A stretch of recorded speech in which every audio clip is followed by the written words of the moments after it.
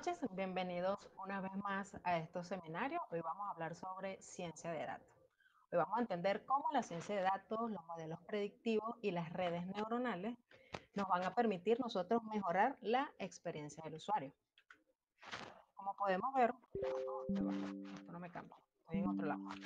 Okay, como podemos ver, hoy vamos a hablar un poco sobre lo que son la ciencia de datos y las redes neuronales, el ciclo de vida de la ciencia de los datos y algunos modelos que nos van a servir para realizar algunas predicciones. Y vamos a tener como ejemplo una página para ver las recomendaciones llamada Heiser TV, que nos va a permitir a nosotros ver cómo con los datos vamos a poder hacer recomendaciones a nuestros usuarios. La ciencia de datos, recordemos que ella trabaja con base de datos. Es decir, tenemos que, en el seminario anterior hablamos sobre las bases de datos y recordemos que son ese conjunto ordenado de los datos que nos permiten a nosotros poder manejar la información de una manera más fácil y estructurada.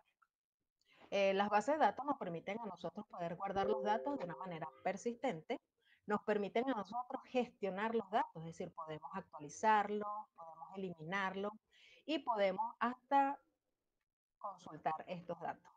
Y cuando hacemos estas consultas, tenemos la oportunidad de poder consultar grandes volúmenes de datos o información muy específica. Por su parte, la ciencia de datos es ese conjunto o es esa disciplina que trabaja de manera conjunta con otras disciplinas. Es decir, la ciencia de datos se encarga de manejar esos datos que tenemos alojados en nuestra base de datos de una manera más inteligente y con esos datos nos va a poder permitir a nosotros hacer predicciones. Es decir, no solo se basa en tener los datos almacenados. Estos datos nosotros tenemos que saber entenderlos, saber limpiarlos, saber analizarlos y con este análisis es que nosotros vamos a poder construir esos modelos que nos van a permitir a nosotros poder tomar información, decisiones informadas y poder tomar lo que son algunas predicciones. Es decir, la ciencia de datos nos va a ayudar en algún punto a lidiar con la incertidumbre. O sea, la ciencia de datos es la unión, como lo vimos, de las matemáticas, de las estadísticas y de la programación. Es decir, con las matemáticas y las estadísticas nosotros vamos a poder entender los datos y crear relaciones entre estos datos. Con la programación nosotros vamos a poder manipular esa información por medio de algún lenguaje que nos permita a nosotros trabajar con ciencia de datos. Y esto se une para crear la inteligencia artificial. La ciencia de datos en sí nos permite a nosotros poder recopilar información. Esa información tenemos que limpiarla y después que hacemos esta limpieza de datos, nosotros vamos a poder crear algún tipo de aplicación útil. Aplicaciones que nos van a permitir a nosotros poder en algún punto poder solucionar algún problema. Las áreas donde podemos aplicar la ciencia de datos, que son muchas, aquí voy a nombrar algunas, simplemente para tomar en cuenta dónde nosotros podemos aplicar la ciencia de datos. Si la aplicamos en el marketing, ella nos va a permitir a nosotros poder hacer segmentación de usuarios, nos va a poder hacer recomendaciones, nos va a poder predecir el mercado, entre algunas de otras funciones.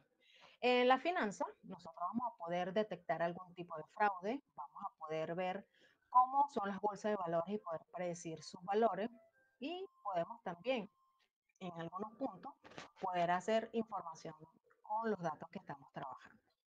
En el área de la salud nos va a permitir a nosotros poder detectar algún tipo de enfermedad, nos va a poder permitir analizar imágenes y poder realizar modelos complejos que nos van a permitir a nosotros poder eh, detectar de manera temprana algún tipo de enfermedad que se esté presentando. En el área de transporte nos va a permitir a nosotros predecir algunas rutas, nos va a poder permitir predecir, no sé, el gasto en algún tipo de insumos o de productos. En el área de la ciberseguridad nos permite a nosotros poder controlar algún tipo de ataque y poder prever ataques futuros. En el área de los deportes también nos puede permitir a nosotros hacer el análisis de un estado actual de algún jugador o algunas estrategias de juegos. En el área del gobierno y la salud pública nos permite a nosotros poder mejorar, ¿verdad?, algún tipo de predicción que esté por alguna parte de votaciones o mejorar algún tipo de servicio público. Es decir, como podemos ver, podemos aplicar en muchas áreas la ciencia de los datos. Y en todas estas áreas siempre se va a tener en cuenta la experiencia que tenemos en algún tipo de estas áreas, porque la experiencia es factor o un papel fundamental que vamos a necesitar para poder tomar bien decisiones y para poder entender cómo un modelo nos va a permitir a nosotros poder obtener algún tipo de predicción y que esa predicción nos ayude a nosotros a reducir la incertidumbre. Es decir, la ciencia de datos se trata, como podemos ver, un 10% lo hacemos para el análisis de datos de alto nivel. Es lo que le dedicamos menos tiempo. Pero en sí, a lo que le dedicamos más tiempo cuando hacemos ciencia de datos, el 90% se trata de la limpieza de los datos. Es decir, tenemos que tener muy claro cuáles son los datos con los que nosotros vamos a trabajar. Si esos datos que nosotros estamos tomando son los mejor datos, la mejor información que nos va a permitir a nosotros, por medio de un modelo, predecir algo o resolver algo. Es decir, es algo que nos va a tomar tanto tiempo que una vez que terminamos, o que creemos que terminamos, nos damos cuenta que al analizar la información hay mejores maneras hasta de obtener o de predecir algo, o que nos faltó algún tipo de dato. Por eso la limpieza de los datos nos lleva más tiempo, porque hay que estar seguro que la información con la que estamos trabajando en realidad nos está otorgando mucho valor. La ciencia de los datos se encarga en este caso de que nosotros podemos trabajar o analizar los datos a partir de datos incompletos. Y también se trata de que nosotros podamos mejorar esas habilidades para mejorar la incertidumbre. Es decir, con la ciencia de datos nosotros podemos aprender a lidiar con diferentes tipos de incertidumbre. Como por ejemplo, en un caso de recomendación, podemos lidiar con la incertidumbre de que si cierto usuario nos puede dar un puede sentirse atraído por la publicidad que nosotros le estamos presentando en ese momento o por las recomendaciones. Otro tipo de incertidumbre que también nos permite a nosotros lidiar es saber, en el caso de que estemos trabajando con algún tipo de inventario, saber si ese inventario en algún punto se nos va a terminar y en qué momento nosotros podemos reponerlo. O otra incertidumbre que también podemos manejar es que cómo la cosecha que tenemos ahorita nos va a servir o nos va a funcionar durante un periodo de tiempo. Entonces, la incertidumbre es parte de la ciencia de datos. Cuando aprendemos a lidiar con ella, no significa que vamos a resolver toda la información, pero sí vamos a tener mayor certeza, o entre comillas, podemos controlar el flujo de las cosas que pueden suceder en el futuro. La ciencia de datos trabaja con 4 tipos de análisis. Los análisis nos van a permitir a nosotros poder entender la información desde el pasado hasta el presente. Una vez que entendemos todo ese tipo de información, nosotros vamos a poder hacer modelos, o mejor dicho, utilizar lo que son los modelos predictivos de una mejor manera. El primer tipo de análisis que tenemos es el análisis descriptivo. Por ser descriptivo quiere decir que él mira hacia atrás. Es decir, él se encarga de decirnos qué o por qué sucedió algo. No va a explicar cuáles son las razones por las cuales sucedió algo, sino que simplemente nos va a explicar el problema que está pasando en ese momento. Y se vale mucho de la estadística lineal, es decir, nosotros vamos a poder obtener modelos descriptivos utilizando la media, la mediana, la moda, la deviación estándar, es decir, todo lo que nos ofrece este tipo de estadística. Con el tipo de análisis de diagnóstico, nosotros vamos a poder ahondarnos en esa información que tenemos con el modelo descriptivo. Es decir, una vez que sabemos qué fue lo que pasó o cuándo pasó, con el diagnóstico predictivo nosotros vamos a saber las causas probables de ese problema. Es decir, vamos a ahondar más en ese problema, vamos a buscar las posibles causas y a través de eso nosotros vamos a hacer la minería de datos o la mine data, que son las técnicas que nos permiten a nosotros poder descubrir esos patrones y las relaciones que hay en la información para que nosotros podamos tomar mejores decisiones. Una vez que tenemos ese tipo de análisis, nos vamos al tipo de análisis predictivo. El descriptivo mira hacia atrás, el prescriptivo nos permite mirar hacia adelante, es decir, siempre nos va a permitir a nosotros poder manejar cómo será algo en el futuro. Para eso nos permite a nosotros el modelo predictivo poder, por medio de la información faltante o de variables desconocidas, poder tener una certeza de cómo podemos reaccionar en el futuro. Y se vale mucho de los modelos de regresión, porque los modelos de regresión nos van a otorgar por medio de variables numéricas un tiempo preciso o un valor exacto de algo que nosotros queramos predecir.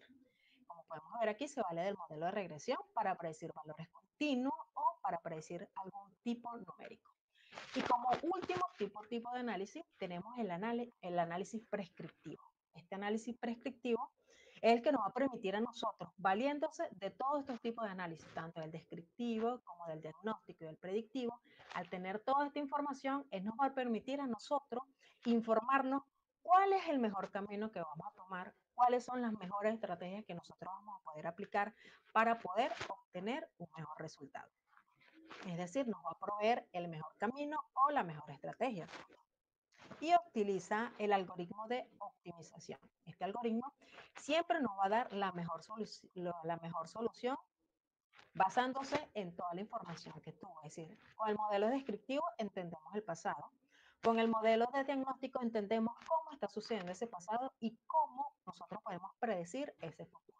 Entonces, estos tipos de análisis nos permiten a nosotros poder tener un mayor control de la información y también, como siempre, la ciencia de datos nos enseña a lidiar con la incertidumbre. Como todo lo que nosotros hacemos en esta área, siempre tenemos que tener un ciclo o una metodología. A través de ese ciclo es que nosotros vamos a poder ver los pasos que llevamos, entender en qué fase nosotros estamos cometiendo un error y poder regresar. Es decir, como todo en la programación, es un ciclo de vida que es iterativo. Es decir, si nos equivocamos en una etapa, tenemos que regresar, corregir, en este caso, calibrar la información y continuar. El ciclo de vida de la ciencia de datos consta de cinco pasos, perdón. El primero de ellos es la recolección de datos y el almacenamiento. Es decir, aquí es donde nosotros vamos a buscar la información concerniente al área al que nosotros le vamos a aplicar ciencia de datos o vamos a predecir algo o vamos a solucionar algo. Es decir, la recolección de datos es la que nos permite a nosotros poder obtener la información importante. Esta información es la que nos va a otorgar a nosotros en algún momento esa respuesta a esa posible solución. Y en este caso, ellas nos permiten a nosotros capturar la información y que estos datos estén lo mejor posible y que estén almacenados de una manera física, porque de nada nos sirve tener estos datos en papel porque no los podemos analizar. Es decir, si lo tenemos en papel, significa que simplemente son estadísticas. Después, como segundo paso, tenemos la transformación de los datos. Aquí, ¿qué quiere decir? Una vez que recolectamos la información, para transformar los datos, nosotros tenemos que ver que no tengamos valores faltantes, que algún dato no esté nulo, que en una misma columna no existan datos repetidos. Es decir, aquí vamos a aplicar parte de la normalización de las bases de datos. Es decir, tenemos que asegurar la atomicidad de la información y que todo lo que tenga allí ya esté correctamente disponible para que los modelos lo puedan utilizar sin ningún problema. Es decir, aquí nosotros vamos a hacer la optimización de los datos para poder ver qué información necesitamos del proyecto con el que estamos trabajando. Como tercer paso tenemos el análisis estadístico y predictivo. Aquí quiere decir que con la información que transformamos, nosotros vamos a crear esos modelos que nos van a permitir nosotros poder hacer estos análisis predictivos y descriptivos. Es decir, aquí con los algoritmos que nos muestran o que nos otorgan los diferentes modelos, es que nosotros vamos a poder detectar si estos patrones que nosotros estamos siguiendo, si ese modelo que nosotros escogimos es el que nos está dando la mejor predicción. En la evaluación y la visualización, aquí nosotros vamos a poner a prueba si el modelo que construimos en el paso anterior nos está otorgando los resultados esperados. Como dije, por ser un ciclo iterativo, nosotros, en caso de que probemos el algoritmo y no nos esté dando los resultados esperados, o el modelo no se adapte a la solución que nosotros queremos proporcionar, tendríamos que regresar y ver en qué fase nosotros nos estamos equivocando. Tenemos que corregir esa información y poder volver a probar los pasos que cada uno de ellos nos otorgan para poder determinar que el modelo está cumpliendo con los pasos que nosotros estamos solicitando, es decir, que nos está otorgando la mejor predicción posible. Es decir, aquí ponemos a prueba todos los modelos y vamos a mostrar los resultados. Y los resultados no es más que compartir esta información, ya sea de una manera visual, en forma de reporte o a través de alguna aplicación que nosotros despleguemos para otorgar estos resultados. Para compartir los resultados, nosotros podemos utilizar un dashboard o alguna información de manera digital que nos permita a nosotros poder compartir esta información y que le permita a las personas interesadas o a los stakeholders tomar decisiones informadas. Así como el ciclo de vida de la ciencia de datos tiene estos pasos, cuando hablamos de Machine Learning, podemos decir que el Machine Learning también tiene sus pasos para que nosotros podamos alimentar a las computadoras con los datos que estamos almacenando. Los pasos que ella tienen son muy semejantes a los que tiene la ciencia de datos. Podemos ver que como el primer paso para el Machine Learning es cargar y limpiar datos. Aquí en la ciencia de datos se llama recolección de datos y en Machine Learning cargar y limpiar datos. Es el mismo proceso, es decir, nosotros vamos a buscar la información y en el mismo paso la cargamos y la limpiamos. Es decir, nosotros nos aseguramos de que no hayan datos faltantes, de normalizar la información, de que haya atomicidad, de que tengan un campo primario para poder identificar la información. Como segundo paso del Machine Learning tenemos el análisis exploratorio de datos, que se conoce como el EDA. En el análisis exploratorio de datos vamos a transformar la información que tenemos, es decir, ya los datos que hemos cargado y hemos limpiado, nosotros vamos a ver y vamos a determinar si todos los campos, en este caso podría ser un campo numérico, todas las columnas que se manejan están reflejadas de la misma manera, es decir, vamos a refinar un poco más la limpieza de los datos que dimos en el paso anterior. Como tercer paso tenemos la ingeniería de fichero o ingeniería de características. Esta es una forma muy bonita de decir que aquí vamos a seguir nosotros limpiando datos. Aquí de igual manera con la ingeniería de fichero nosotros vamos a verificar si los datos que estamos obteniendo están correctamente normalizados y limpios para que el modelo lo pueda entender. Con el cuarto paso tenemos la construcción del modelo. Aquí directamente, ya con la ingeniería de fichero correctamente empleada, nosotros vamos a hacer la construcción del modelo. Y una vez que hayamos probado que ese modelo nos está otorgando los resultados que esperamos, vamos a hacer la evaluación y la visualización de los modelos. Y al igual que la ciencia de los datos, nosotros podemos compartir la información, ya sea por medio de un dashboard, de alguna aplicación o de algo que nosotros nos permita compartir estos resultados que estamos obteniendo. Si podemos ver, tanto el Machine Learning como la ciencia de datos utiliza estos pasos para poder tener un paso cíclico y entender donde si cometimos alguna falla, algún error, nosotros podamos iterar y seguir con la construcción de los modelos.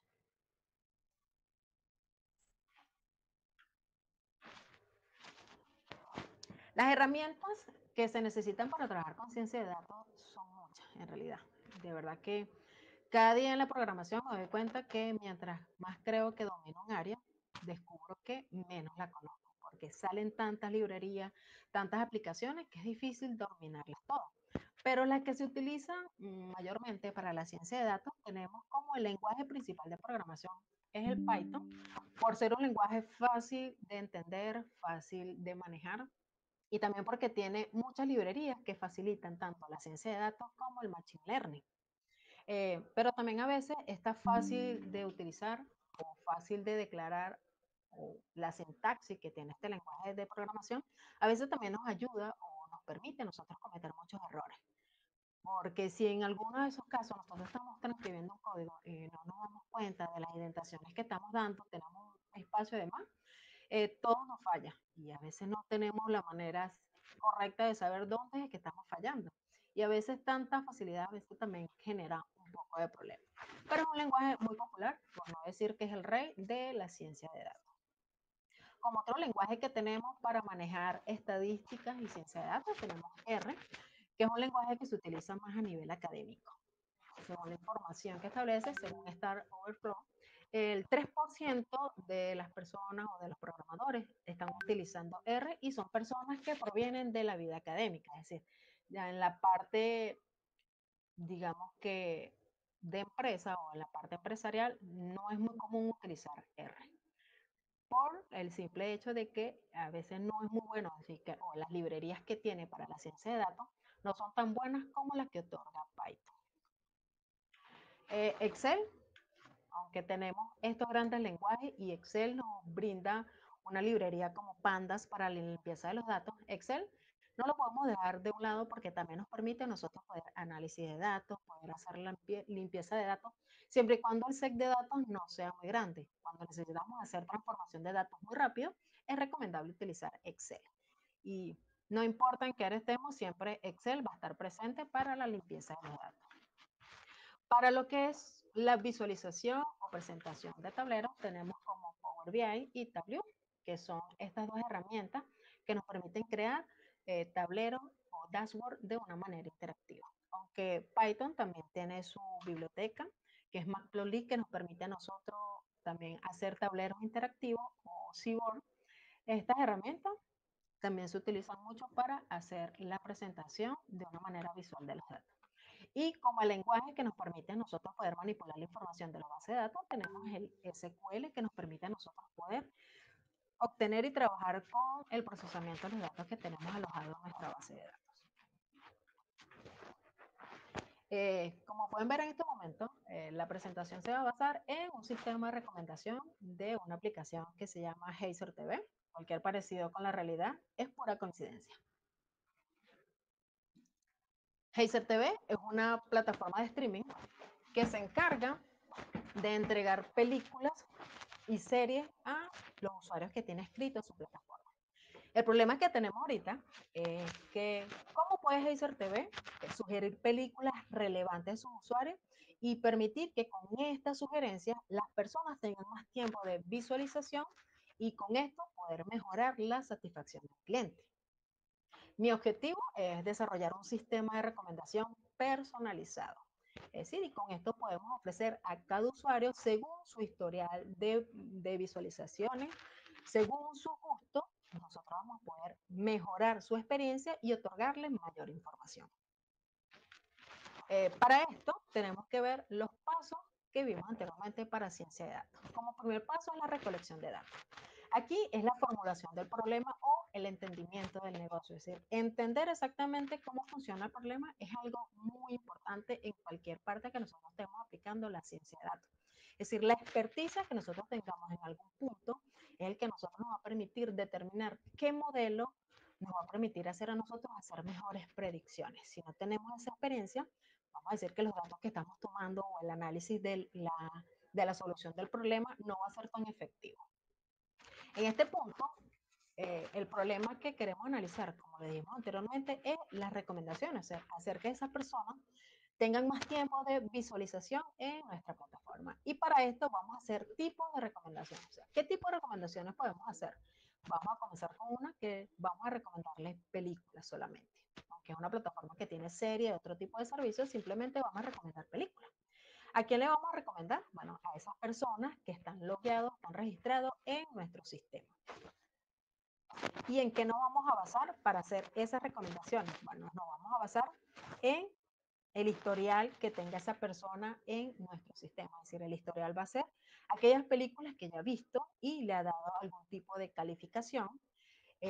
También puede ser la búsqueda que este usuario realiza frecuentemente y cuánto tiempo de visualización esta persona cubre al día o a la semana en nuestra aplicación. Entonces, las métricas del éxito me van a permitir medir eso, el tiempo de satisfacción que la persona tiene en mi aplicación según el tiempo que dure utilizando. Los tiempos de visualización los vamos a medir, o sea, el día en que se conecta, en qué fecha, qué tipo de películas ve.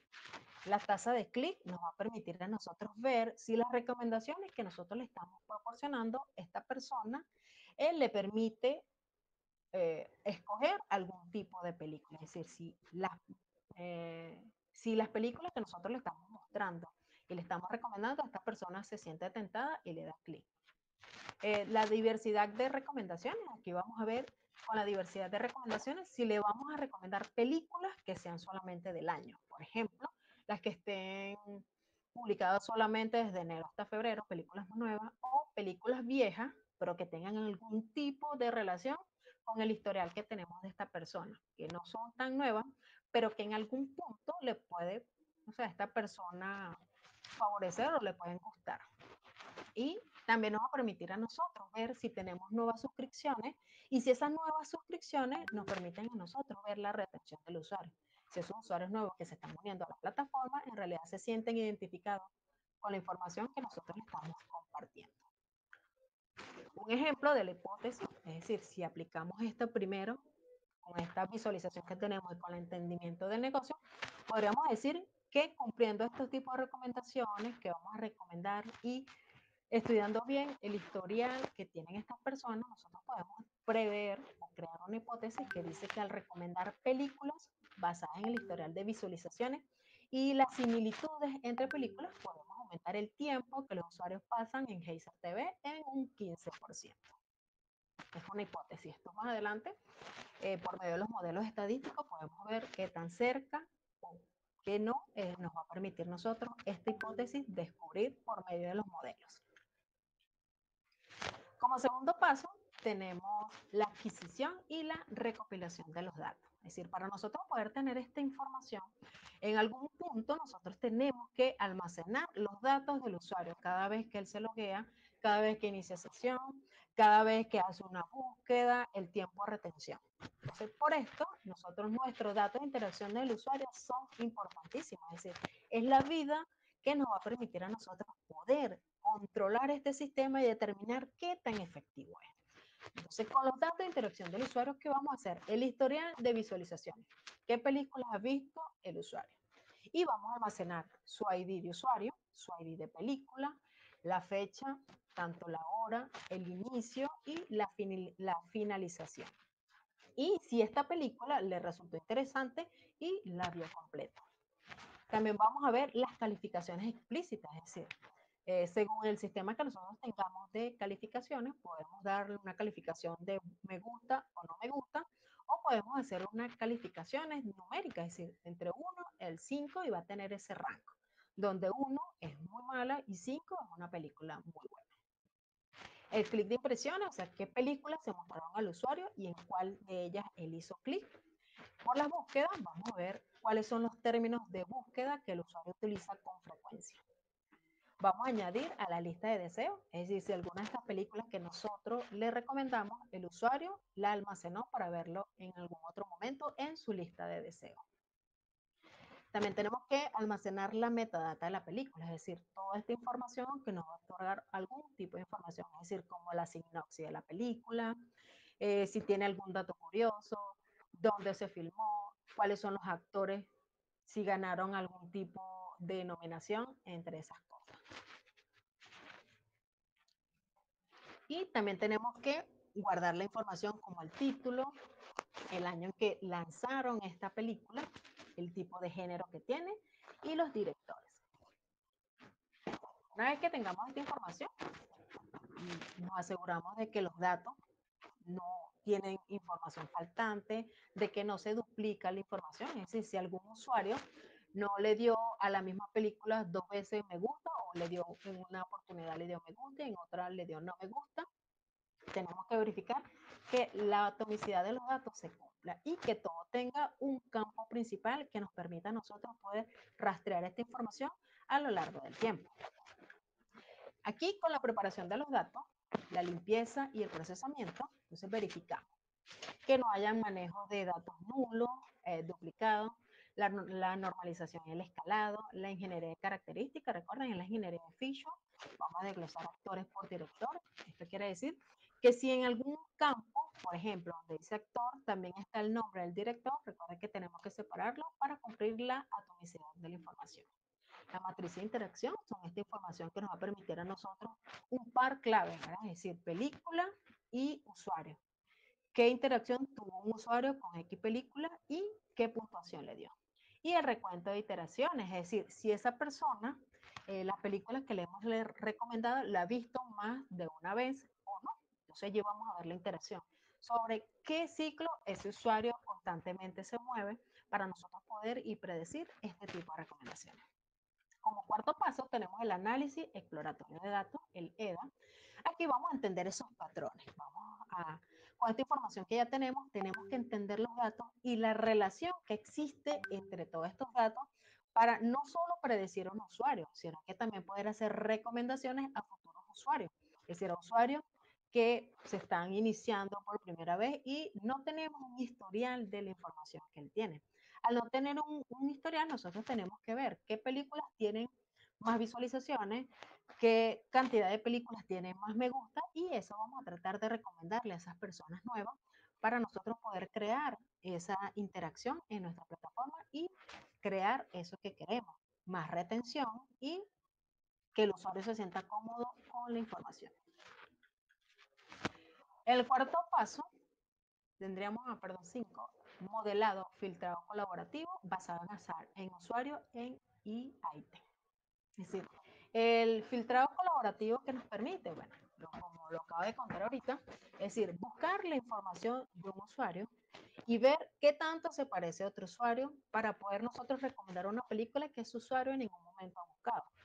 Por ejemplo, que un usuario esté viendo películas de Mel Gibson y también ha visto películas de, no sé, Buscando a Nemo. Pero hay otra persona que simplemente ha visto Buscando a Nemo. Entonces vamos a ver esa interacción basado en el filtrado colaborativo. Si ese usuario, podemos predecir si le podría llegar a gustar esas películas de Mel Gibson. Entonces, el filtrado colaborativo nos permite esto, tratar de ver qué otras películas a un usuario le pueden gustar según la similitud que tenga con otros usuarios, nosotros poder hacer este tipo de recomendaciones. O sea, el filtrado colaborativo nos permite a nosotros poder evaluar los modelos. Vamos a medir las predicciones con nuestro modelo según el historial de búsqueda o el historial de vista que tenga cada usuario en nuestra plataforma. Los resultados del sistema de recomendaciones deben ser traducidos en métricas de negocio claras. Es decir, todo nosotros lo vamos a presentar por medio de diagramas visuales, o en este caso diagramas visuales, ¿no? De dashboard que nos van a permitir nosotros poder transmitir la información a los stakeholders de Hazer TV. Es decir, para que ellos puedan tomar información, información precisa y a lo vez nosotros poder presentar si todas esas predicciones que estamos haciendo nos van a permitir nosotros poder mejorar la retención de los usuarios. Para nosotros poder entender lo que es la ciencia de datos, tenemos que aprender cuáles son los tipos de modelos. En este caso, estos modelos no son todos los que hay, pero son los que se pueden más fácil explicar con menos información. Y estos modelos se dividen en dos, que es el modelo supervisado y el modelo no supervisado. El modelo supervisado se trata de que nosotros vamos a entrenar un algoritmo donde le vamos a otorgar un tipo de etiqueta. Por medio de esa etiqueta, él nos va a permitir a nosotros poder, como vemos aquí en estos dos tipos de algoritmos, clasificar la información o hacer un diagrama de regresión. El modelo de clasificación se trata como las cosas que nosotros aprendemos cuando somos niños, que nos enseñaron a clasificar por colores, por formas, por tamaño. Bueno, el modelo supervisado de clasificación hace eso. Por ejemplo, si seguimos con el sistema de recomendaciones, él nos va a tomar a los usuarios que tenemos del sistema y nos los va a dividir en dos grupos, es decir, en los que les gusta un tipo de película y en los que no. Entonces, ahí hacemos el modelo de clasificación. Y el modelo de regresión se encarga a nosotros de otorgarnos un número y decirnos con ese número qué tanto una persona le gusta algo o no. Es decir, como es de regresión, siempre nos va a dar un valor numérico. El algoritmo de regresión podemos utilizar nosotros en este caso, en vez de hacer la calificación de las películas por buenas o malas, le podemos dar un número. Y ese número, el algoritmo nos va a decir qué tanto me gusta una persona nos puede dar a lo largo de un mes. Por ejemplo, si nosotros le seguimos haciendo las recomendaciones de un tipo de película, no sé, de ciencia ficción, y la persona, ya hemos visto por su historial de usuario, ya hemos visto que le gustan mucho este tipo de películas. Entonces nosotros podemos predecir que a lo largo de un mes esa persona nos va a regalar, no, nos va a otorgar 45 me gusta de la aplicación. Entonces va a ser un número, no va a ser la clasificación porque si le gusta o no, sino el porcentaje de cuál sería su tasa de darle me gusta a esa película. Entonces, el modelo supervisado pues, trabaja con etiquetas. Si nosotros conocemos el resultado que el modelo nos va a otorgar, es decir, el resultado en este caso es si algo me gusta o si algo no me gusta. La etiqueta sería esa.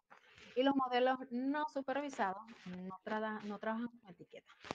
Ellos nos van a permitir a nosotros poder buscar información de esos patrones que nosotros a simple vista no vemos. Es decir, ellos tratan por este caso, por ejemplo, si hablamos de el modelo de clustering, nos va a permitir a nosotros poder hacer segmentaciones de usuarios, pero relacionándolas con cosas que nosotros a simple vista no podemos ver.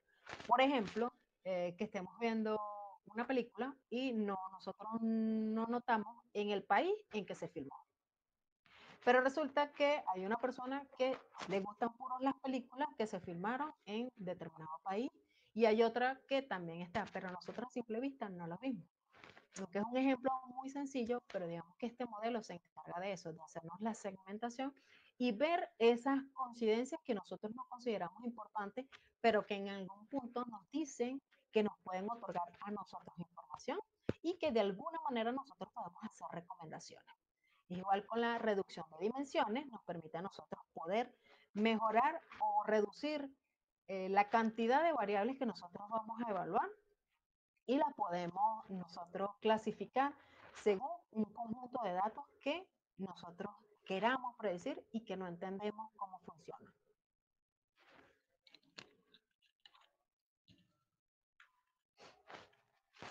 Por ejemplo, para poder entender estos modelos, cómo se aplican, podemos ver el flujo de la implementación de la aplicación Geyser TV.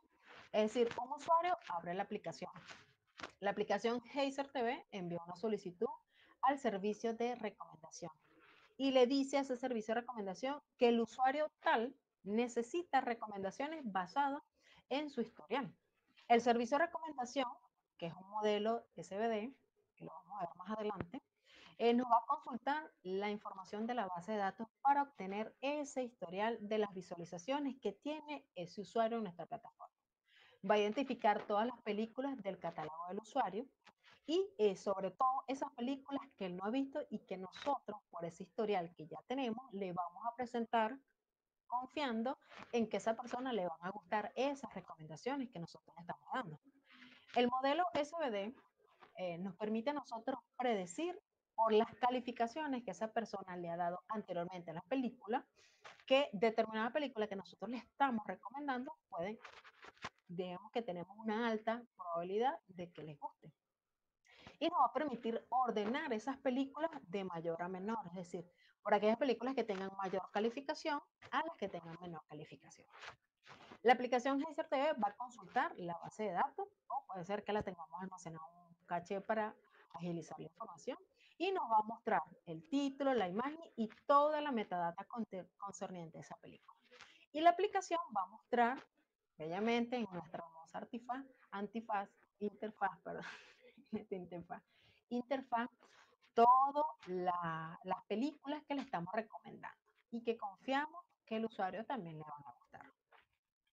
Una vez que vemos este flujo, podemos ver que el modelo supervisado en el sistema de recomendación de Geyser TV va a tomar la siguiente información. Es decir, tenemos un usuario con un ID 1 y ha visto todas estas películas. Como vemos, el título es El Zorro, Drácula y Nemo y cada una tiene su género. Y esta calificación, esta columna, es la que nos va a permitir a nosotros entrenar el modelo con etiquetas. Es decir, tenemos la etiqueta de que el usuario a la película El Zorro le dio una calificación de mala, no le gustó. Y lo que fue a Drácula y a Nemo le dijo que le gustó esa película. Es decir, bueno, es decir, cuando nosotros entrenamos el modelo y él viendo toda la metadata de la información, él va a ver que esta etiqueta le va a permitir a nosotros predecir un resultado y nos va a permitir a nosotros tener mayores posibilidades de que la película que le estamos recomendando, el usuario le va a gustar. Ese es un modelo de clasificación. ¿Por qué? Porque me las clasifica tanto en buenas como en malas. Y el algoritmo SVD, que es el Singular Value Decomposition, nos permite a nosotros, como les recuerden, él va a tomar la información por segmentación, es decir, como es un modelo de recomendación. En este caso, él va a tratar de rellenar la información por esas películas que nosotros le estamos recomendando al usuario, pero que él todavía no las ha visto y si las ha visto, aún no las ha calificado. Entonces, el modelo se trata de adaptar a esa información. Él va a rellenar según el historial que tenga el usuario y va a predecir cuáles son las películas que al usuario le van a gustar. Él va a rellenar esa información y gracias a ese modelo es que él va a hacer esa recomendación. Es decir, él dice, bueno, si yo predije que al usuario 123 le va a gustar la película Viaje al Futuro y yo la califico como buena, yo espero que el usuario, cuando yo le dé esta recomendación, él también la califique como buena. Y podemos predecir que el algoritmo en algún momento puede tener resultados como no. Según los aciertos que tenga o no, él va a tener que hacer una calibración y va a tener que ir mejorando su algoritmo para poder hacer mejores recomendaciones. Porque puede ser que al usuario le guste esa película Volver al Futuro porque le recordaba el pasado o porque la vio cuando era niño, pero que en sí no le gustan esas películas de ese tipo o de ese género. Y en el momento de hacerle esas predicciones, puede decir que se equivocó porque él simplemente le gustaba esa película por eso, porque le traía recuerdos de la infancia. Pero en realidad a esa persona le gustan más las películas de, no sé, de drama. Entonces, a medida de que va mejorando esa calificación, a medida que el usuario va teniendo más interacción, los algoritmos se van recalibrando y van mejorando las recomendaciones. Claro, este es un simple ejemplo, pero para nosotros poder hacer estas predicciones, el algoritmo necesita más información para poder comparar los datos y poder hacer mejores predicciones. Por ejemplo, con un modelo no supervisado, el sistema de recomendación va a ser lo siguiente. Es decir, nosotros lo vamos a presentar no como etiqueta, sino un conjunto de películas. Es decir, en este caso podemos otorgar la imagen, le vamos a otorgar la metadata como el título, la información de la película, sus actores, o sea, todo lo relacionado con esa información. Como podemos ver, aquí tenemos varias películas de diferentes géneros, con diferentes actores, pero no le estamos diciendo al algoritmo qué es lo que queremos nosotros obtener o qué información vamos a buscar. El algoritmo, por el modelo, mejor dicho, utilizando el algoritmo de clustering, él va a hacer una agrupación de esta información por esos datos que nosotros no vemos. Por ejemplo, esto es algo que hice y no sé qué tan real sea o no, pero de esta información, él la va a agrupar, va a decir, bueno, yo vi estas relaciones entre estas películas. Por ejemplo, en el primer bloque agrupé Harry Potter, El Señor de los Anillos y Matilda, y él cree que esa es la mejor recomendación, la mejor forma de agrupar esos datos, porque él considera que esas películas todas son de fantasía, por ejemplo. En el segundo bloque, él agarró la película de Aliens y La Llegada y la clasificó aquí en otro grupo y dice, bueno, yo creo que estas dos películas tienen algo de relación. No me dicen qué se está relacionando porque no son etiquetas que estamos generando, sino que el algoritmo considera que estas películas tienen un orden de correlación y por eso las agrupa. En el segundo bloque me dice, bueno, yo aquí eh, te clasifiqué La Llegada y Superman porque puede ser que alguna información, los actores, algunos de esos actores estén trabajando estas dos películas o porque esté filmada por el mismo director o porque la diseñaron en el mismo lugar, no sé, por cualquier cosa que el algoritmo considere necesaria. Igual con el último grupo, si podemos ver, hay tres películas que están clasificadas y puede ser que él vio una de las relaciones principales fue que en todas trabaja Leonardo DiCaprio y que además hay otro tipo de relación, no sé, las locaciones, no sé, cualquier tipo de información. Pero aquí nosotros no tenemos ningún tipo de información clara que nosotros queremos buscar como los modelos supervisados. Es decir, en el modelo supervisado, nosotros queremos saber si al usuario le gustaba o no le gustaba una película, o qué puntaje nos daba por alguna película. En los modelos no supervisados, nosotros no tenemos claro qué vamos a buscar, pero el algoritmo se va a encargar de buscar esos patrones y nos va a otorgar esos grupos de información según él considere necesario. Es decir, puede ser que algunos tengan mucha correlación o no, pero esto es lo que el algoritmo nos entrega. Otra forma de que nosotros podemos manejar la información en ciencia de datos es a través de los árboles de decisión. Como pueden ver, tiene mucho, pero mucha relación con los diagramas de flujo que nosotros realizamos cuando programamos.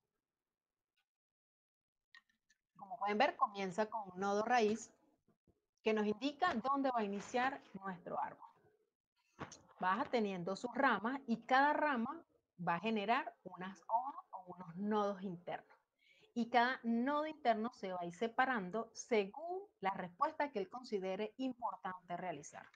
Es decir, esta respuesta o estas preguntas la va a generar automáticamente el algoritmo según el set de datos que nosotros le compartamos. Es decir, nosotros no vamos a crear las preguntas, sino que automáticamente el algoritmo se va a encargar de hacer estas preguntas. Es decir, él va a determinar según la información que nosotros le compartamos cuál es la mejor pregunta y por dónde va a él iniciar el nodo raíz.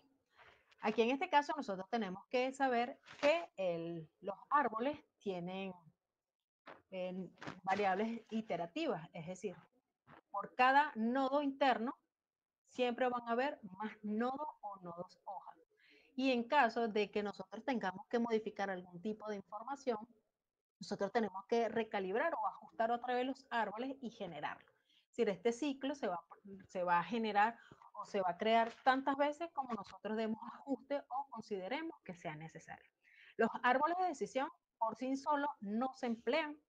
¿Por qué? Porque por lo general no otorgan el mayor resultado o no son tan eficientes entregando algún tipo de información o predicción. Por lo general se generan muchos árboles y esos árboles se les llama bosques aleatorios.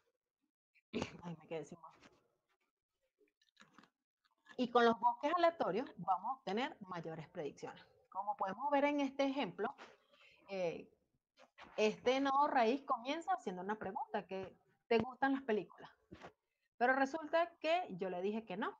En este caso, él debería terminarme o hacerme otra pregunta. Es más, no debería preguntarme nada. Es decir, este árbol de decisión que tengo yo aquí a mi derecha no me va a otorgar una información correcta. Porque si podemos ver, si yo le digo que no y después me lleva a un género de una película que es aventura, quiere decir que su iteración, su ciclo iterativo no está cumpliendo con la buena propagación de la información. Y esto sucede porque a veces cuando no otorgamos la información correcta al árbol, o porque no limpiamos los sets de datos de una manera correcta, él va a generar este problema.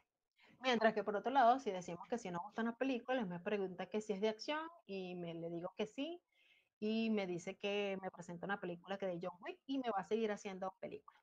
Pero hay un punto que estos árboles van a poder dividir tanto esta información que a veces una pregunta o una respuesta no va a tener sentido lógico de hacerla. Por eso se trabaja mucho con los bosques, ¿verdad? Que nos van a permitir a nosotros poder tomar mucha información, es decir, se le va a pasar el set de las preguntas de diferentes rangos. Por ejemplo, si tenemos un set de información que tiene unos 50.000 datos, al primer árbol le vamos a decir que tome la información de las primeras 50 filas. Al siguiente, de las filas 51 hasta. Entonces vamos a nosotros a tener que decirle qué datos va a manejar y desde qué fila las va a tomar. Es decir, esto nos va a permitir a nosotros tener un mayor control de la información. ¿Por qué? Porque los árboles, al tener información que está relacionada, pero no directamente, es decir, porque cada árbol va a tomar información de diferentes filas, es decir, cada uno no va a repetir la misma información, es decir, no van a hacer la misma evaluación. Porque ¿de qué nos sirve? Que hagamos 50.000 árboles, le compartamos el mismo set de datos y entre ellos estén haciendo preguntas que en vez de mejorarnos la respuesta que nosotros queremos hacer, entre ellos mismos se cancelan porque las preguntas todos hacen lo mismo. Entonces, por eso, los árboles de decisiones siempre se van a trabajar como un bosque aleatorio para que nos permita a nosotros poder mejorar la información. Porque los árboles de decisiones nacen de la necesidad, si lo podemos ver, de responder preguntas que son muy sencillas. A simple vista, si creamos uno, dos árboles, pero en este caso, como se trabaja siempre con bosques aleatorios, los árboles de decisiones que se van a ser muy grandes y a veces entre tanta información va a ser difícil poder analizarla. Si podemos ver este árbol de decisión, aunque no está muy grande, no nos otorga mucha información, podemos decir que de una forma sencilla se puede entender. Y por eso muchos de los sistemas de recomendación trabajan con árboles de decisiones o bosques aleatorios para poder hacer las predicciones y las recomendaciones a los usuarios. Entonces es una forma muy fácil de hacer predicciones con esto. Los árboles o los bosques de decisiones trabajan con la teoría de la compensación, que viene de ese modelo que se llama la teoría de las masas. No sé si ustedes en algún momento han estado en alguna actividad y a muchas personas le preguntamos que queremos descubrir un número. Entonces, una persona simplemente dice un número cualquiera, 50, la otra dice 80, y así cada una de ellas va diciendo un número. De alguna manera misteriosa, no sé cómo eso sucede, pero por lo general cuando se suman todos esos números que da esta masa de las personas y se hace el promedio, se acerca por mucho al valor que nosotros queremos descubrir. Bueno, eso hacen los árboles con la teoría de la compensación o la sabiduría de las masas. Crean por medio de ese bosque aleatorio, pueden otorgar diferente información acercándose mucho a las probabilidades que nosotros estamos esperando. Si nosotros podemos ver un ejemplo como podemos nosotros ponemos a votar diferentes modelos, es decir, tenemos un modelo A, un modelo B, un modelo C, y la suma de todos estos modelos, podemos ver que el primero, no sé, en el primer voto, todos votaron azul, y el conjunto resulta que es azul. Igualmente, en el segundo voto, todos dieron el mismo voto, es decir, que todos van teniendo, vamos a decir, de alguna manera, el mismo porcentaje de acierto ante un voto. Es decir, por ejemplo, que nosotros podemos preguntar que si le gustan las películas de acción. Y todos los modelos dijeron que sí. La siguiente pregunta, le preguntamos al modelo que si le gustarían las películas de Arnold Schwarzenegger. Y dos modelos dijeron que no y uno dijeron que sí. Es decir, por la teoría de los conjuntos, asumimos que por mayoría va ganando el no. Y así nos vamos a ir con cada una de las votaciones. Como podemos ver, cada uno tiene su porcentaje de haber acertado o no esa pregunta que se le hizo a cada modelo diferente. Un modelo va a ser un modelo diferente que nosotros vamos a entrenar y nos va a nosotros generar una decisión.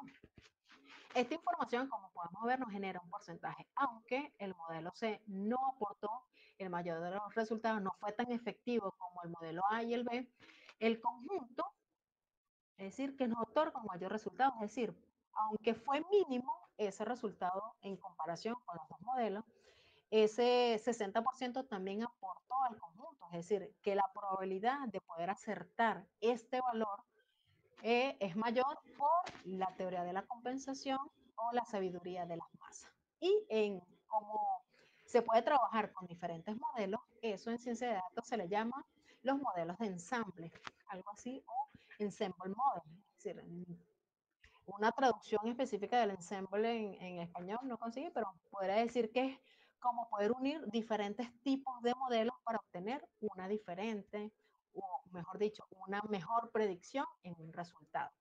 Es decir, que al igual que en todo, nosotros no vamos a utilizar un único modelo para hacer una predicción, sino que nos vamos a valer de diferentes modelos para nosotros poder hacer una mejor predicción de algo. Por lo general, en los sistemas de recomendaciones vamos a utilizar un modelo no supervisado como el modelo de clustering, que nos va a permitir a nosotros hacer segmentación, como un modelo supervisado, que puede ser el modelo de clasificación. El conjunto del resultado de esa información nos va a nosotros a poder hacer una mejor predicción de los resultados que nosotros queremos obtener. Si podemos ver como por medio de la sabiduría de las masas, nosotros podemos obtener mejores resultados.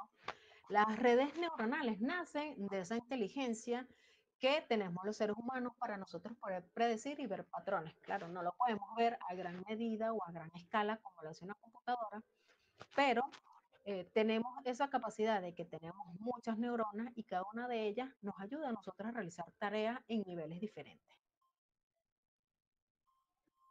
Y según las habilidades que cada uno de nosotros tengamos, podemos ver que el desarrollo neuronal que cada uno de nosotros tiene va a estar influenciado por las prácticas, las habilidades que cada uno de nosotros puede desarrollar en diferentes momentos.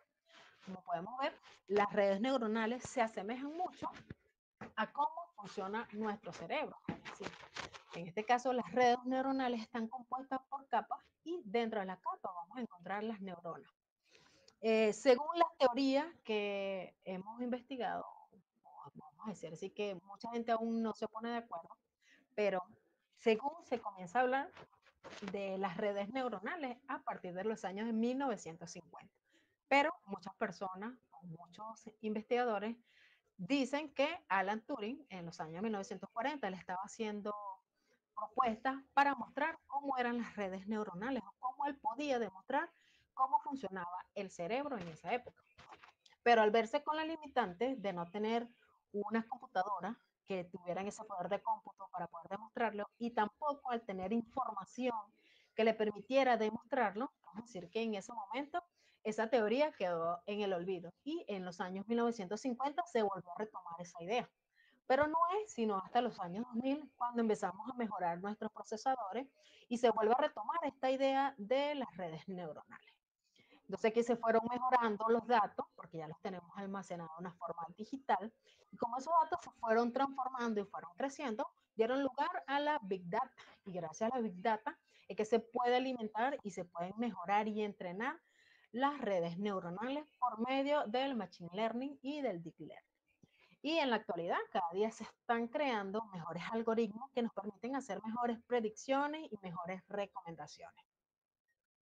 El uso de las inteligencias artificiales en la vida cotidiana, una de las dos grandes aplicaciones que nosotros podemos ver en el día a día es los sistemas de recomendaciones, que son utilizados para poder recomendarnos películas, algún tipo de canción según nuestro estado de ánimo, es decir, se utiliza para tratar de otorgar al usuario las necesidades que vemos el día a día según la aplicación que utilice y de tratar de tener mejor al usuario con cada una de la información que le estamos recomendando.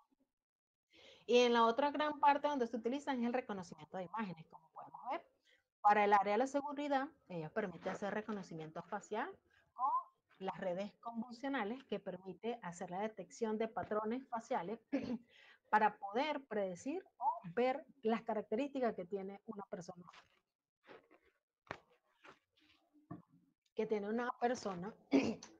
Y por medio de esas redes neuronales podemos tener un mayor control, entre comillas, de la información que se está manejando por medio o por vías de la seguridad de las personas. Sirve para los sistemas de biométricos, para los sistemas de identificación, los partes de los reconocimientos de imagen. Otra parte que nosotros podemos ver es que si nosotros queremos aprender cómo funcionan las redes neuronales, aunque las computadoras que nosotros manejamos, por el poder de cómputo con el que tenemos, es difícil que nosotros podamos entrenar una red neuronal. Pero hoy vamos a ver un ejemplo sencillo, calculando o viendo cómo la computadora puede, nosotros podemos entrenarla para que nos pueda predecir cuáles son los grados Celsius y convertirlos a grados Fahrenheit. Nosotros podemos ver y le damos a la computadora una entrada y esa entrada, como nosotros sabemos, las computadoras solamente lo van a entender en números binarios, es decir, solamente entiende números. Esa entrada nosotros tenemos que convertirla en una cadena de caracteres que la computadora sea capaz de reconocer y entregarnos algún tipo de salida. Esa es la forma tradicional como nosotros en la programación lo haríamos. Es decir, por medio de un algoritmo que nosotros hacemos y de la función matemática que nos permite a nosotros convertir los Celsius a Fahrenheit, vamos a obtener un resultado. Como podemos ver, nosotros tendremos en la vía tradicional tener varias etiquetas, convertir esa información en diferentes cadenas y ellas nos va a otorgar una salida. Pero en el caso de las redes neuronales, nosotros no vamos a conocer el proceso que ella va a realizar para convertir esos grados Celsius a Fahrenheit. Es decir, ella va a hacer eso por medio de las redes neuronales, va a tener ese proceso de backlogger para poder propagar la información de una capa a otra y en caso de que su resultado no sea el adecuado, ella se va a tener que recalibrar, es decir, va a tener una propagación y esa propagación la va a pasar a la capa siguiente para poder mejorar o calibrar el resultado que nos está entregando. Es decir, que si nosotros hacemos con la programación normal, bueno, nosotros queremos convertir de Celsius a Fahrenheit, la fórmula que nosotros tenemos para convertirla sería un Fahrenheit, que va a ser igual a Celsius, multiplicada por 1.8 más 32. Si nosotros lo hacemos en una función por medio de un algoritmo, definimos nuestra función y le pasamos como parámetro los grados Celsius que nosotros queremos convertir. Declaramos una variable f que va a contener esa operación para convertir esos grados Celsius en Fahrenheit y nos va a retornar ese valor. Así, esa es la forma en que nosotros con programación normal lo haríamos y podríamos obtener este resultado. Pero como con la diferencia que tenemos con las redes neuronales, que nosotros no sabemos el proceso que está ella haciendo para poder entender cómo convertir un grado a otro. Es decir, ella va a tener un algoritmo, va a tener una variable de sesgo que le va a agregar y también va a tener un peso que van a agregar de una manera aleatoria para ir calibrándose en el proceso o en las vueltas que le vamos a dar el entrenamiento a cada capa. Y con esa información ella nos va a otorgar un posible resultado. Y a medida que nosotros vamos otorgándoles más datos, variables en la que ella va a poder comparar el resultado de entrada con el de salida para la parte del entrenamiento, puede predecir, según las capas que tenga, un mayor porcentaje de los valores Celsius. Vamos a ver en la práctica cómo hacer esto. Por ejemplo, nosotros tenemos varios valores de entrada, que son los datos Celsius que nosotros queremos convertir. Si vemos aquí en la derecha, vemos lo que corresponde. Si nosotros primero tenemos que hacer un entrenamiento a esa red neuronal para que nos pueda convertir esos valores en un primer momento y ella pueda ver que el grado Celsius menos 40 en Fahrenheit corresponde también a menos 40. Pero si en este caso nosotros queremos convertir 15 grados Celsius a Fahrenheit, el resultado debería ser 59. Entonces, primero nosotros vamos a hacer un entrenamiento con estos datos que ella debe conocer para cuando nosotros le pasemos otro valor aleatorio, otro valor diferente, podamos descubrir si en realidad ella está entrenándose y está reconociendo estos patrones que nosotros le estamos dando. Las capas no, las redes neuronales trabajan en capas. Como podemos ver, tiene capas de entrada. En este caso vemos una red simple que tiene dos capas de entrada, pero puede tener n cantidad de capas. En el centro va a tener las capas de cálculo, o también se le conoce como esas capas ocultas, que van a, según una función recursiva o una función reactiva, va a permitir que cada capa vaya agregando un sesgo y un peso para poder mejorar la precisión del resultado. Vamos a tener las capas de salida. Recuerde que cada capa es esto y cada valor donde nosotros vamos a entregar, cada espacio, mejor dicho, donde vamos a entregar un valor son las neuronas. Cada neuronas están conectadas entre sí y de manera recursiva, es decir, cada vez que ingresamos un valor a una capa, ella lo va a pasar a la capa de entrada. Esa capa de entrada le va a agregar un peso y se lo va a multiplicar. Ese resultado la pasa a la siguiente capa o a la siguiente neurona por medio de una función de reactivación. Esa función de reactivación le va a agregar un sesgo y ese resultado se lo va a sumar a esa salida que nosotros vamos a obtener. Y de allí se van obteniendo las aproximaciones hasta que nosotros comprendamos si ese resultado que ella nos está otorgando corresponde con lo que nosotros estamos esperando. Entonces, este proceso, en caso de que el resultado que ella nos está entregando no sea el correcto, ella va a hacer esa función de backpropagation, es decir, va a devolver el proceso a la capa siguiente, va a retornar y se van a calibrar, van a ajustar los pesos, el sesgo y van otra vez a cumplir todo el proceso hasta que el resultado, por decir de alguna manera, llegue a ser lo más próximo a lo que nosotros esperamos. Es decir, que las capas, en este caso, nosotros le hacemos un valor de entrada de 5. Si nosotros le pasamos la capa de entrada, el valor de x corresponde a x sub 0, es decir, ella aquí le va a agregar un valor y cada uno, como le dije, le va a agregar un sesgo y le va a agregar, ¿qué pasó? Le va a agregar un sesgo y un valor. Aquí ya. Y según esa información, ella nos va a otorgar un resultado. Por ejemplo, la primera vez que le pasamos el número 5, ella hizo su cálculo, le asignó su peso, su sesgo, hizo una calibración y el primer resultado nos dijo que era 1. Es decir, y quiere decir que si nosotros queríamos que ella nos predijera que era 5, es decir, que tuvo un acierto de 1%. Y así va a ser hasta que se vaya calibrando. Y este proceso lo va a hacer según la cantidad de capas que nosotros tengamos y según los ciclos que nosotros le estemos dando para que ella pueda hacer esa calibración. ¿Por qué no se ve?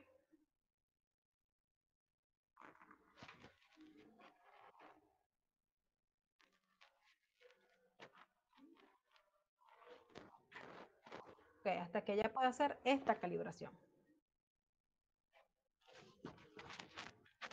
Bueno, y aquí ella utiliza como funciones de activación, están algunas funciones, algunas son las ReLOOK o las SOCMA, que permiten hacer esa propagación entre las diferentes capas y entre las diferentes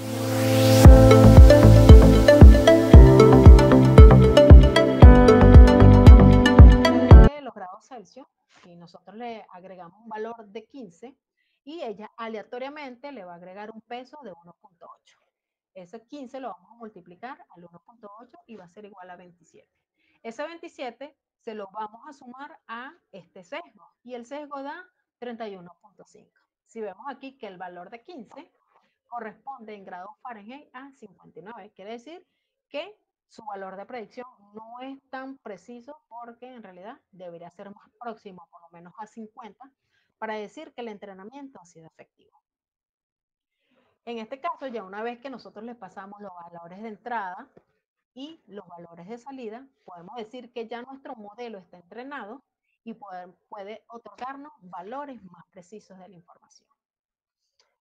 Como podemos ver, las redes neuronales son muchas, estas son algunas de las que nosotros podemos ver, y tenemos una red sencilla como la que vamos a ver ahorita en la práctica.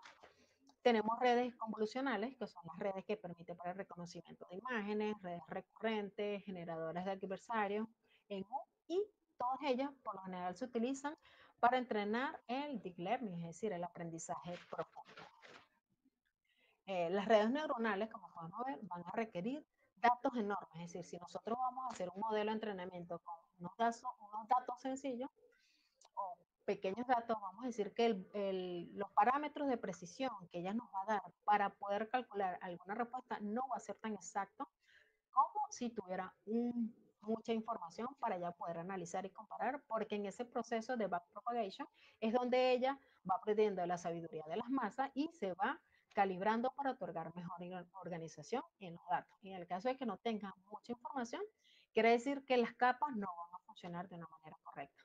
Es decir, son costosas porque tienen grado alto de poder de cómputo. Es decir, para nosotros poder entrenar redes neuronales, necesitamos computadoras que en realidad nos tengan ese poder para nosotros poder procesar la información y no ver que nos tarde tanto. Y son verdaderas cajas negras. ¿Por qué? Porque al no conocer exactamente cómo las redes neuronales pueden agregar ese valor de sesgo y ese peso, nosotros en realidad no sabemos cómo ella está operando para poder entender la información que nosotros le estamos compartiendo. Es decir, no sabemos por qué razón la hace bien o por qué razón lo hace mal. Es decir, simplemente tenemos que ir entrenándole y esperar que ese resultado que nosotros le estamos compartiendo se parezca más a lo que nosotros esperamos. Entonces, por ahora vamos a ver un ejemplo. Vamos, para poder ver un ejemplo de cómo nosotros podemos calcular grados Fahrenheit y entrenar una super red neuronal, podemos ingresar a Google Colab.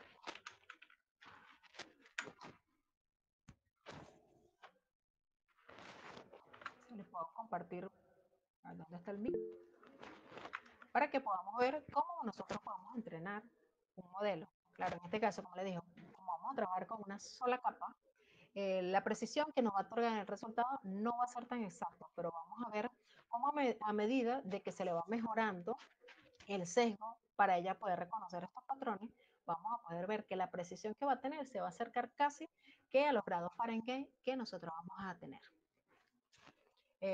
Ahí en el chat les compartí el link del Google Colab, por si quieren hacer la práctica, para que podamos practicar cómo vamos a hacer este entrenamiento.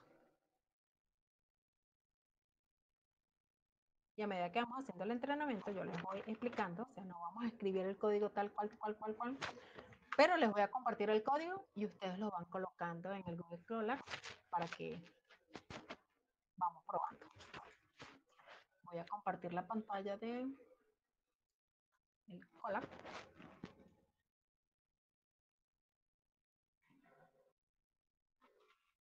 Cancelamos aquí y damos en File y vamos a hacer en New Notebook and Drive. Vamos a seleccionar esa primera opción del Google Colab.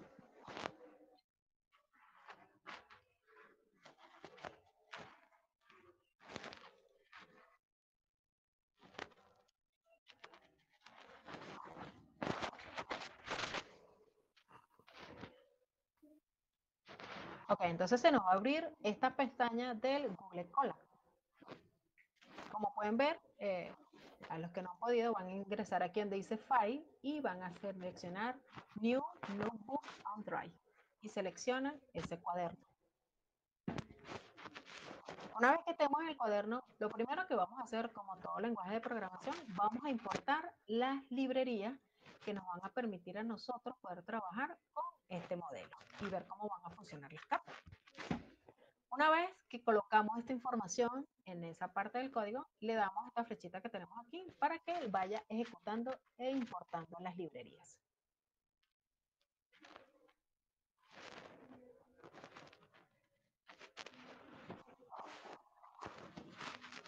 Como pueden ver, tarda un poco porque mi supercomputadora Canaima es demasiado rápida y hace los procesos a la velocidad de la luz.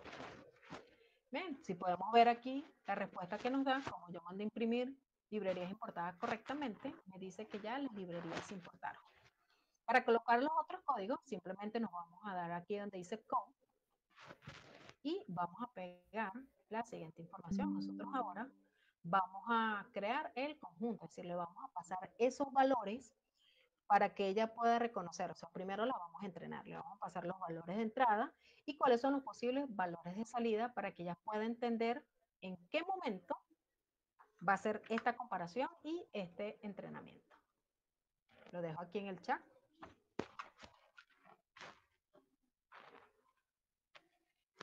Okay.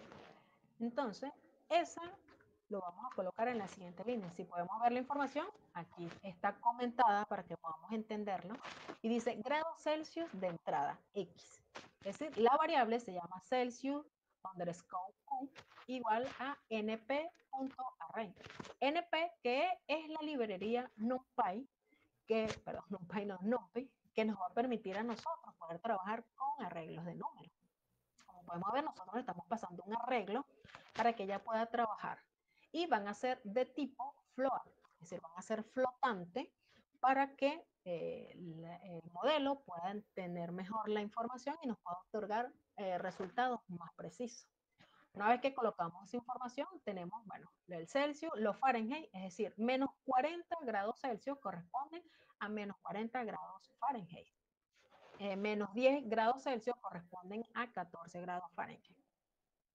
0 grados Celsius son 32 grados Fahrenheit. Y así nosotros le estamos dando las etiquetas que corresponden al entrenamiento que le vamos a dar. Es decir, para ello primero le vamos a pasar esos valores que ella va a poder entender, va a poder comparar y después nos va a poder a nosotros decir con precisión si un grado Fahrenheit, si un grado Celsius es el resultado que nosotros le vamos a dar. Y bueno, le damos aquí en play. Entonces vemos que ya tomó los valores. Dice la temperatura Celsius de entrada y la temperatura Celsius de Fahrenheit. Bien. Es decir, entonces tenemos las características tanto de entrada como de salida. Nosotros en este caso vamos a construir una red neuronal muy simple, es decir, vamos a crear una red con una sola capa para poder crear este modelo y poder determinar, en este caso, cómo la red neuronal se va a comportar con los datos que nosotros le estamos suministrando de entrada. Bien, ahora, ¿dónde está mi grupo aquí? Vamos a colocar esta información. Eso corresponde a la segunda. Volvemos y le damos aquí en Code. Y vamos a crear. Aquí, como pueden ver, vamos a utilizar el modelo secuencial. Recuerden que yo le hablé de diferentes modelos. Aquí el modelo secuencial nos va a permitir a nosotros poder crear una sola capa. Como poder crear una sola capa con el modelo dense. Es decir, el modelo dense es el que nos va a permitir a nosotros hacer la función de activación y va a permitir que cada vez que nosotros demos al reentrenamiento de esa capa, va a poder hacer el backpropagation para que esa capa se reentrene y nos otorgue mejores resultados. Y le damos aquí play. Ah, no, aquí me faltó más información. Hay que compilar el modelo.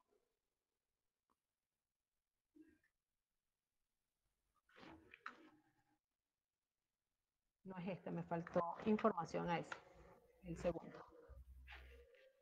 Vamos a eliminarlo.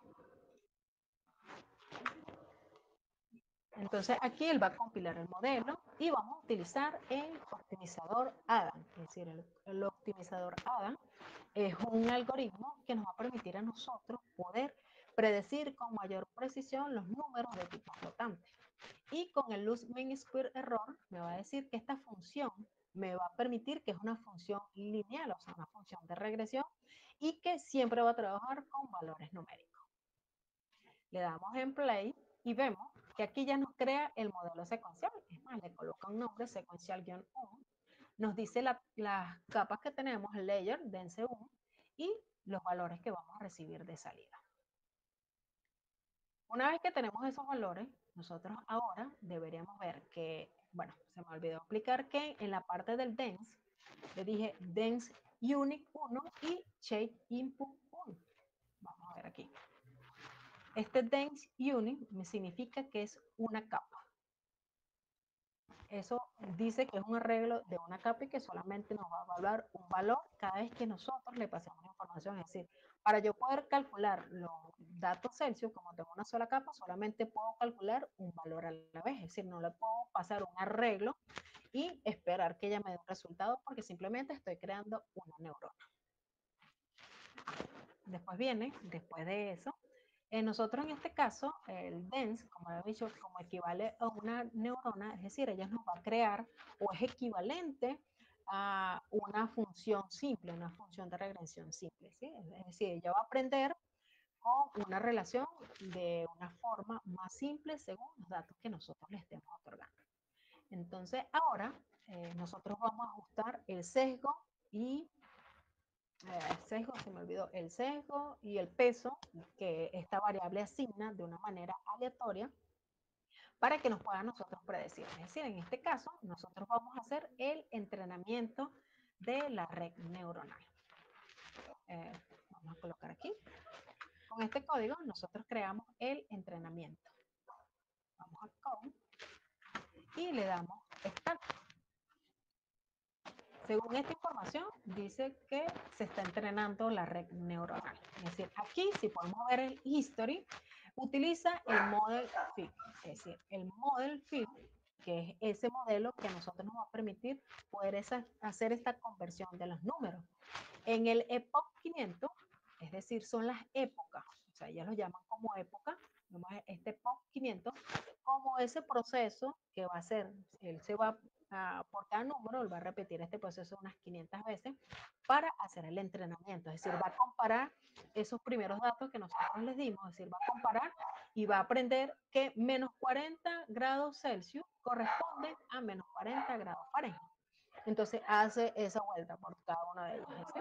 La primera vuelta aprendió este entrenamiento y hace esa comparación. La segunda vuelta vuelve a ver y va ajustando los pesos y el sesgo. Y hasta que termine de dar todas estas vueltas, ella nos va a mostrar y nos va a decir, bueno, que el entrenamiento fue completado. Es decir, que esas 500 vueltas, la red neuronal se entrenó y nos va a hacer una mejor predicción. Es lo que nos dice aquí en teoría. Y para nosotros poder visualizar esa información que tenemos allí, nosotros podemos crear por medio de la librería de Matplotlib, podemos crear una gráfica que nos diga a ver cómo se dio el entrenamiento.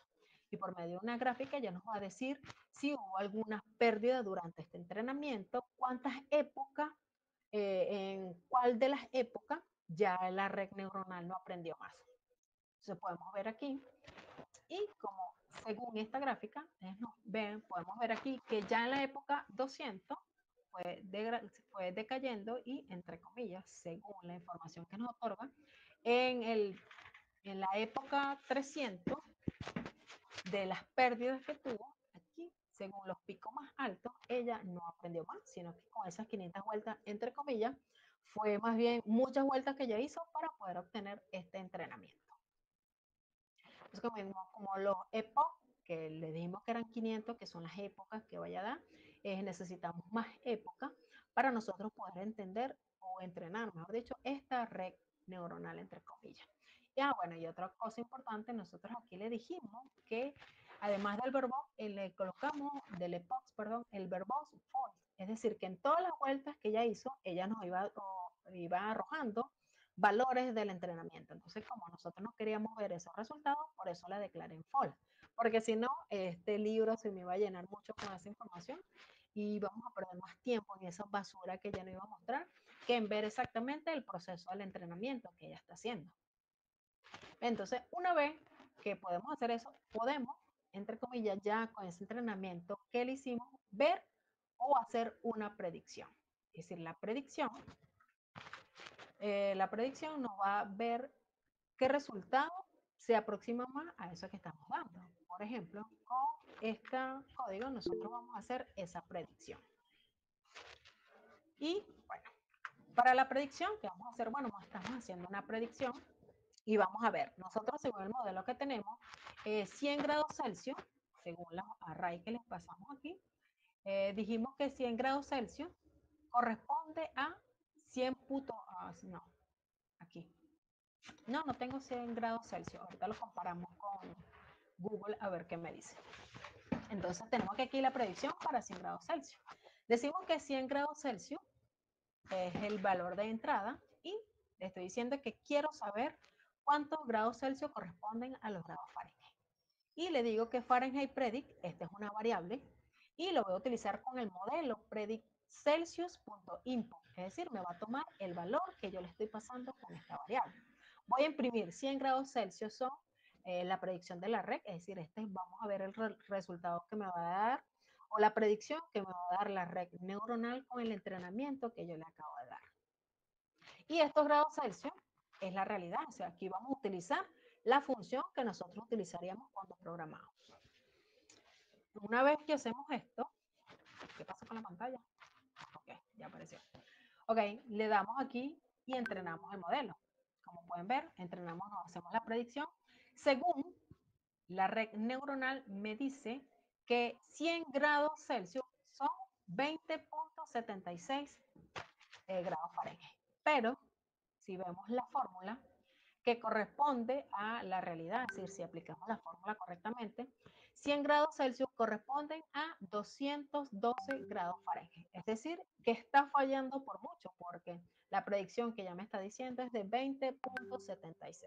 Entonces, para nosotros poder mejorar este rango de predicción que ella hace, tenemos que mejorar o darle más vueltas a esas épocas donde ella se estaba entrenando. Entonces, aquí en la parte donde tenemos las épocas, las tengo en 500, vamos a decirle que haga 1000 vueltas más y vamos a ver qué tan precisa o no va a ser. Recuerden, como les dije, no va a ser muy exacta porque es solo una capa. Y recuerden que ella se vale mucho de la sabiduría de las masas, es decir, necesita muchas capas para poder calibrarse, para poder ajustar el sesgo y el peso y con el backpropagation poder mejorar su resultado y su desempeño. Pero vamos a hacer la prueba porque si no la computadora no funciona. Aquí aún se está entrenando. Recuerden, le cambié el epoch a 1000, o sea que va a dar 1000 épocas, 1000 vueltas. Y podemos ver la gráfica. Vamos a ver en qué varía esta gráfica una vez que este modelo se entrene. Ahí seguimos esperando, se sigue entrenando. Vamos a tomar agua.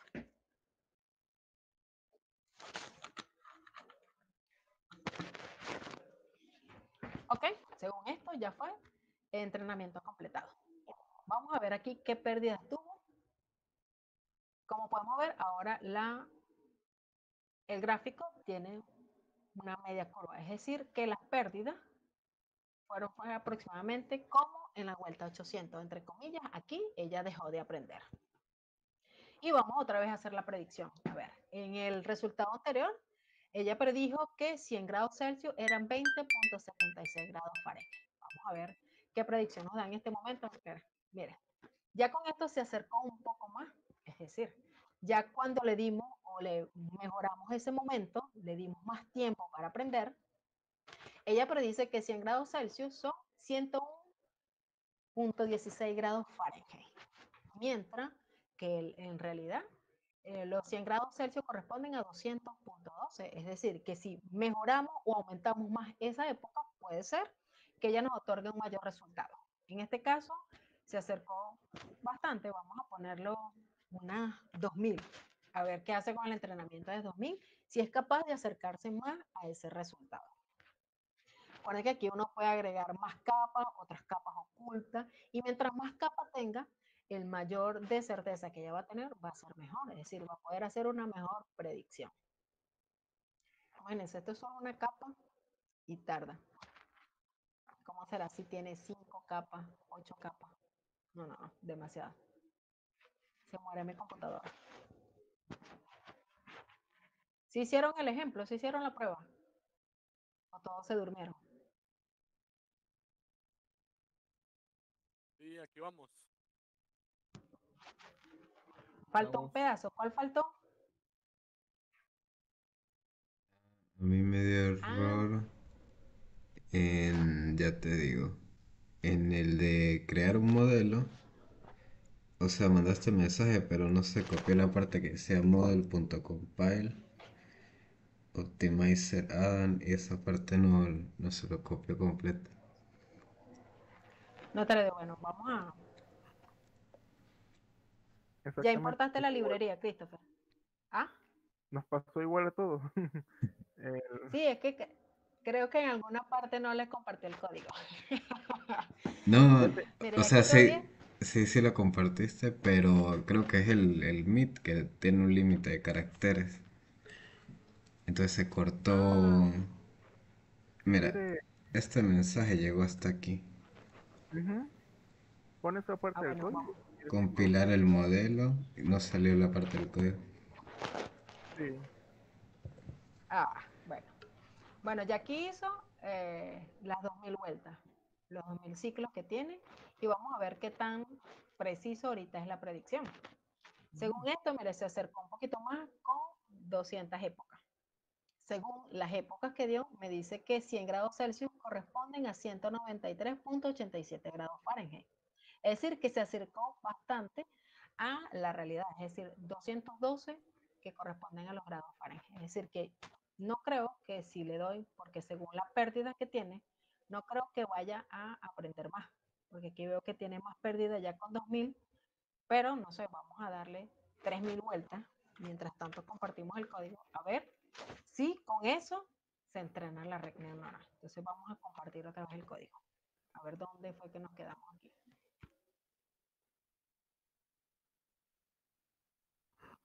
Creo que era el segundo bloque. En el menú, ajá, No, el tercero, el tercero.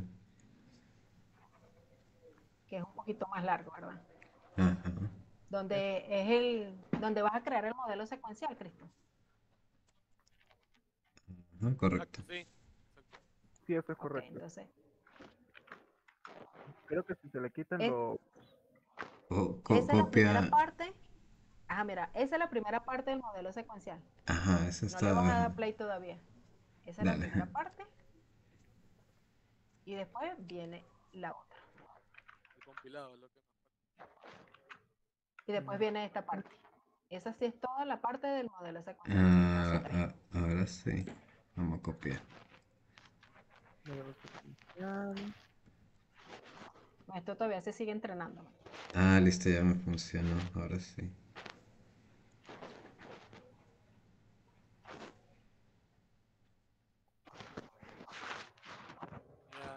tenía ya tiempo que no, no tocaba Colab.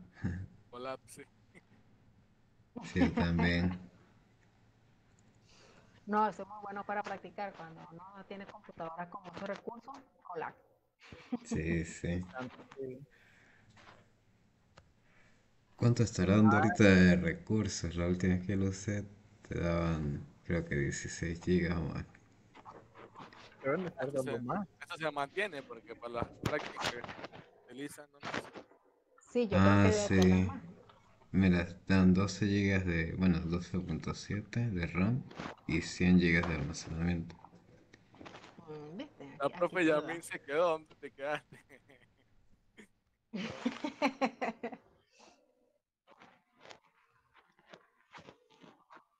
Mire, todavía 3000 vueltas y todavía se sigue entrenando.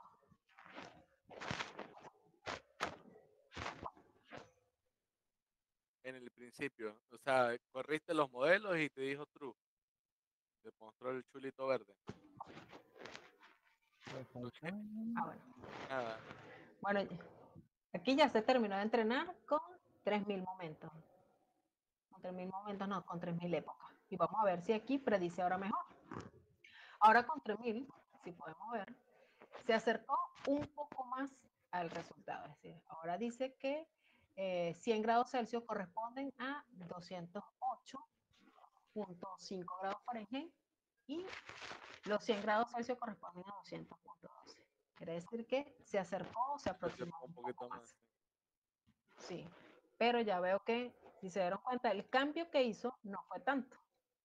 Es decir, que si yo creo que se lo pongo 4000, 5000, no me va a prender más. Por eso le digo, Puede ser porque que es más incluso que te dé imprecisa. por debajo otra vez, exactamente.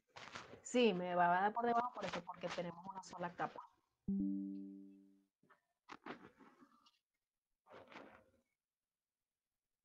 Métale Q5 capas, 10 capas, no, hombre. Se muere mi compa. Ya, Ahí, pues, ahí. se entendió el ejercicio, está bien. Sí, sí. Bueno, y eso sería todo. Thank you for being.